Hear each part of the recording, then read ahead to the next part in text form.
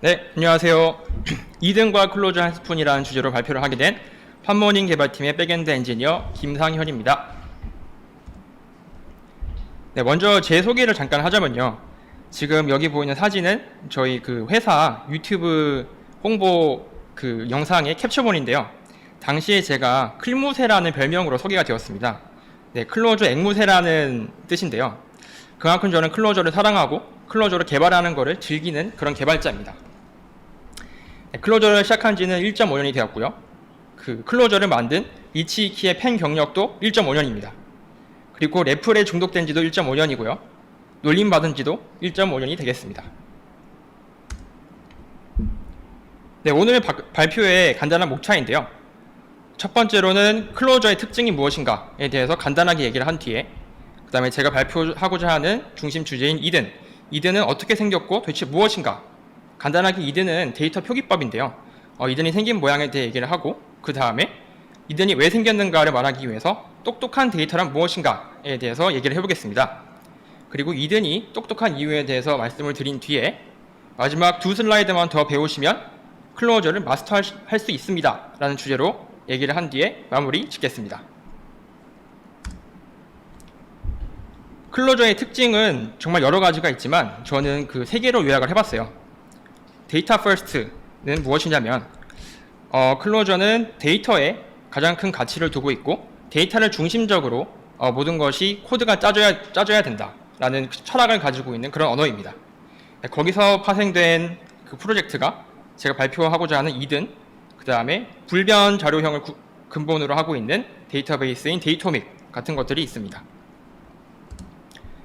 그리고 클로저는 아시다시피 S 익스프레션이라는 괄호형 표기를 쓰고 있고요. 굉장히 간결하고 문법이 최소화되었습니다. 거기서 파생된 것이 매크로를 만들기가 굉장히 쉽고요. 개발 과정에서 래프를 활용하기가 굉장히 좋습니다. 그리고 클로저는 JVM에서 동작하기 때문에 자바의 모든 라이브러리들을 바로 활용할 수 있고요. 이것이 또 파생되어서 클로저 스크립트, 클로저 다트가 만들어졌고 각각 자바스크립트, 다트의 이코시스템을 완벽하게 활용할 수 있는 특징이 있습니다. 네, 그 중에서도 저는 이든에 대해서 오늘 발표를 해볼 거고요. 이든은 그 Extensible Data Notation이라는 표현의 줄임말로 확장 가능한 데이터 표현식이라고 할 수 있습니다. 네, 그럼 거두절미하고 이든이 어떻게 생겼나 한번 봐볼게요. 지금 오늘의 미드업을 한번 이 이든 데이터 형식으로 표현을 해봤는데요.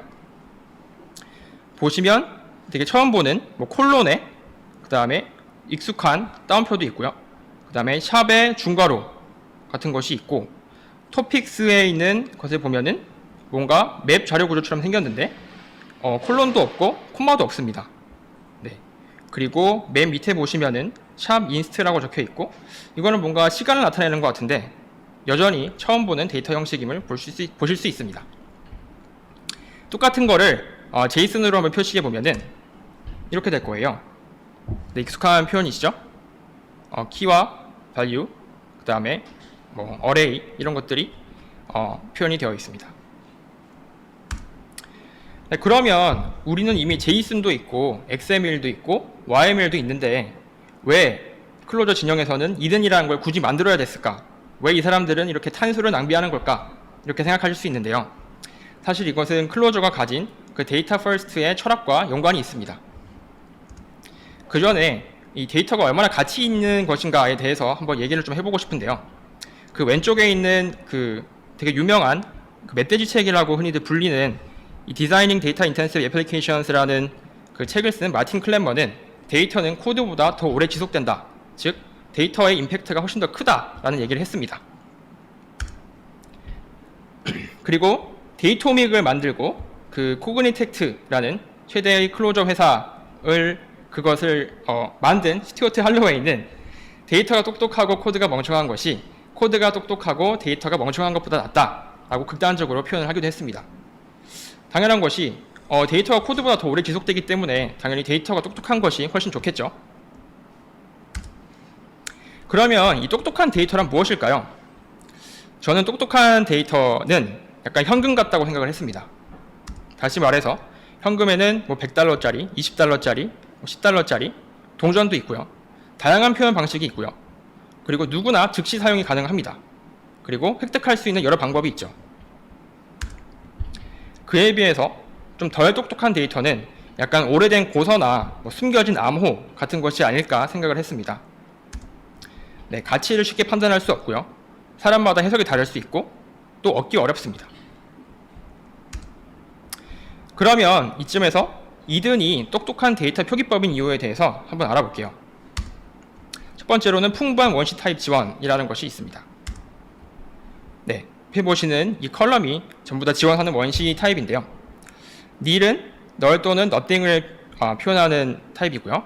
boolean은 참, 거짓, 스트링은 문자열, 캐릭터, 인테저, 플롯 모두 아시는 그대로입니다.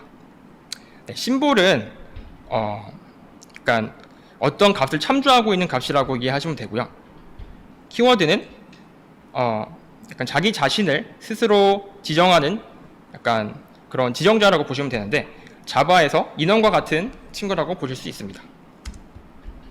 네, 아까 보셨던 그 왼쪽에 있었던 이 콜론하고 적혔던 이 키들이 결국 이 키워드라는 걸 나타내 보았습니다. 네, 두 번째로 이든이 똑똑한 이유는 바로 여러 가지 네이티브 자료 구조를 지원한다는 것에 있는데요. 이 네 가지입니다. 리스트, 벡터, 맵, 셋이고요. 리스트는 순차적인 특징이 있고 괄호로 표기가 됩니다.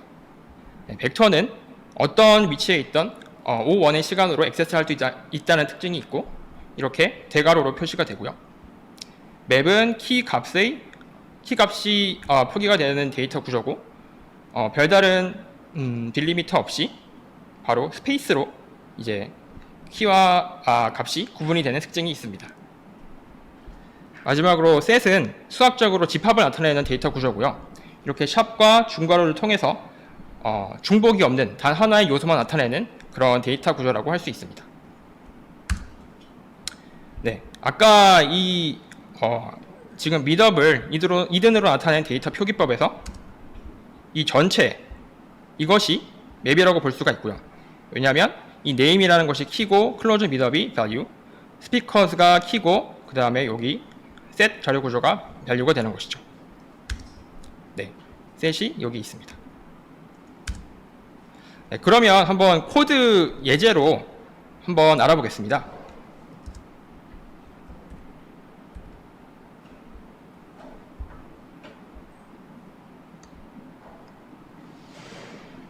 네, 코드 예제를 통해서 한번 알아보겠고요. 지금 래플을 먼저 구동시키겠습니다. 네, 래플이 켜졌고요. 그 다음에 테스트.이든으로 가서 네, 아까 보여드렸던 그 클로저 미덥에 관련된 이든 파일을 켰습니다. 네, 지금 이것을 저희가 컨슘 해가지고 한번 데이터로 삼아 볼 거고요. 커멘트에 있는 코드를 실행시키기 전에 잠깐 깜빡이었는데요. 네, 실행시키기 전에 이 코드들이 어떤 역할을 하는지 한번 알아보겠습니다. 이 IO resource라는 함수는요, 이 test.iden을 있는 그대로 그냥 읽어드리는 역할을 할 거고요. 읽어드린 것을 slurp라는 함수를 통해서 스트링화 시킬 겁니다. 그리고 이든 안에 내장되어 있는 readString이라는 함수로 이 스트링 값을 우리가 원하는 이든 데이터 구조로 변화시키는 것이죠. 그래서 이것을 실행시키면 이 오른쪽처럼 네, 이든이 해석이 되어서 이렇게 쓸 수 있는 데이터로 변환되어 있음을 보실 수 있습니다. 네, 이 전체가 그냥 맵인 거고요. 네, name이라는 키에 클로저 미덥, topics라는 키에 이런 맵이 또 할당이 되어 있는 걸 보실 수 있죠. 네, 여기에서 한번 speakers라는 키를 꺼내 보면은 이 speakers라는 키에 할당되어 있는 값인 벡터가 나옵니다. 이게 벡터인지 알아보기 위해서 클래스라는 함수를 적용해 보니까 네, 벡터임을 보실 수 있죠. 그리고 topics를 한번 알아보겠습니다. topics를 한번 실행해 보니까 네, 이 topics라는 키에 해당된 value가 나왔습니다. 여기서 제 이름을 키로 다시 한번 평가를 해보면은 제 이름의 키에 할당된 값인 주제 1이라는 것이 나왔습니다. 그리고 place를 한번 평가해 볼 텐데요. 네, 그 맵에서 place라는 키를 가지고 오니까 이 greenlaps라는 요소를 가진 이 집합이 나왔습니다. 이 집합의 첫 번째 원소를 꺼내기 위해서 first라는 함수를 적용해보니 네, greenlaps라는 심볼이 나왔습니다. 이 심볼을 평가하기 위해서는, 즉 이 심볼이 어떤 값을 가리키고 있느냐를 알기 위해서는 eval이라는 함수를 저희가 적용을 해야 되는데요. eval을 해보니까 네, 에러가 났습니다. 네, 심볼을 리졸브 할 수 없다고 하는데요. 당연한 것이 저희는 greenlaps라는 심볼을 한 번도 어떤 값을 참조하도록 한 적이 없어요. 그러면 여기서 해야 될 것은 greenlaps라는 값이 어떤 값을 참조하도록 하는 겁니다. def greenlapse, 네, greenlaps라는 스트링을 참조하도록 했고요. 그 다음에 이것을 f에 올린 뒤에 다시 한번 평가를 해보겠습니다. 네, 이렇게 greenlaps라는 스트링 값이 평가가 되었죠.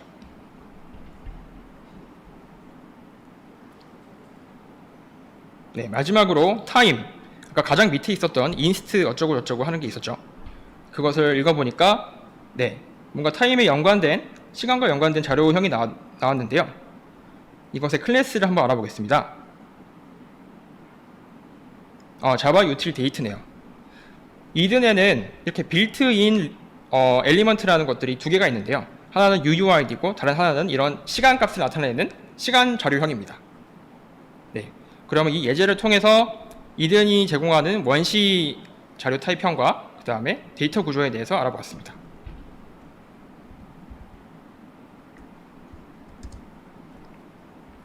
네, 이든이 똑똑한 이유를 계속 설명드릴 텐데요. 태그드 엘리먼트라는 것이 있습니다. 네, 고도절미하고 가보면은 예를 들어 이런 데이터가 있다고 가정을 해볼게요. 2분이라고 써져 있고 1, 2, 3, 4, 5, 오드라고 써져 있고 11부터 15, 그 다음에 프라임이라고 적혀 있고 31부터 35까지가 있어요. 이 데이터를 저희가 컨슘 했을 때, 저희가 해석했을 때 이렇게 나오게 하고 싶습니다. 이것이 가능할까요? 이것이 가능하기 위해서는 이 어레이 혹은 벡터 자료 구조 앞에 약간 어떤 표시가 있어야겠죠. 태그가 필요합니다. 얘는 이렇게 해석해야 된다, 쟤는 저렇게 해석해야 된다 라는 태그가 필요하겠죠. 이런 식으로 굉장히 다양한 사용자의 니즈가 있을 수 있는데요. 이것을 위해서 이든은 그래머, 즉 애초에 해석할 수 있는 문법을 확장할 수 있는 그런 기능을 제공합니다. 이것이 바로 태그드 엘리먼트라는 것이고요. 좀 전에 그 제이슨으로 표기됐던 것을 한번 이든으로 바꿔봤습니다. 그리고 네, 이 벡터 앞에 샵 심볼 슬래시 심볼 샵 넘버 이븐이라는 걸 붙여가지고 이것이 어떻게 해석돼야 되는지에 대한 메타 정보를 적어놨죠. 여기는 넘버 오드, 여기는 넘버 프라임 적어놓았습니다. 지금 이 빨간색으로 표기된 것들이 태그드 엘리먼트라고 불리는 것이고요. 그럼 코드를 통해서 어떻게 이것들이 작동을 하는지 보겠습니다.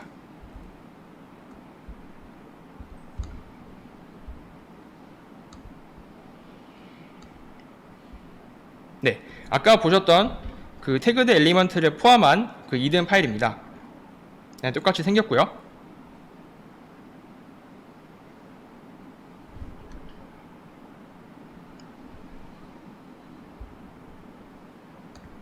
네, 코드로 넘어가서 그러면은 여기서 해야 되는 것은 태그드 엘리먼트를 보았을 때 이 녀석을 어떻게 해석해야 되는지 지시하는 것이 필요합니다. 즉 A라는 걸 만났을 때 B라는 것으로 해석해라 라는 그런 것이 필요하겠죠. 그것들이 바로 여기 있는 세 함수들입니다. even 필터, odd 필터, prime 필터고요. 각각을 살펴보면은 even 필터는 인풋을 받아서 짝수인 것들만 필터링해서 내놓겠죠. 그 다음에 odd 필터는 odd인 것만 필터링해서 내놓습니다. prime 필터는 소수인 것들만 걸러내서 걸러내주는 역할을 하는 것이고요. 그러면 이 이든 파일을 해석하는 방법은 사실 아까 전에 보여드렸던 것과 완벽히 동일합니다. 처음에는 IO 리소스로 이든 파일을 가지고 오고요. 슬러프로 스트링화 한 뒤에 이제 마지막에 2든 리드 스트링을 할 때 여기 보시면은 맵 형태의 어떤 옵셔널 파라미터가 있는 걸 보실 수 있습니다. 여기서 넘버 이븐이라는 태그드 엘리먼트는 이븐 필터를 적용하고 넘버 오드라는 태그드 엘리먼트는 오드 필터를, 프라임은 프라임 필터를 적용하도록 우리가 정보를 줄 수가 있는 것이죠. 그럼 이것을 한번 실행해 보면은 놀랍게도 우리가 원하는 자료 형태인 이븐인 키워드에는 이븐인 엘리먼트만, 오드인 키워드에는 오드인 엘리먼트만, 그 다음에 소수 프라임인 경우에는 프라임만 이렇게 필터링이 돼서 우리가 해석할 수 있음을 보실 수 있습니다. 이렇게 태그드 엘리먼트를 사용해서 우리가 해석할 수 있는 것에 한계를 두지 않고 확장할 수 있는, 말 그대로 익스텐시블한 데이터 노테이션을 활용할 수 있음을 알아보았습니다.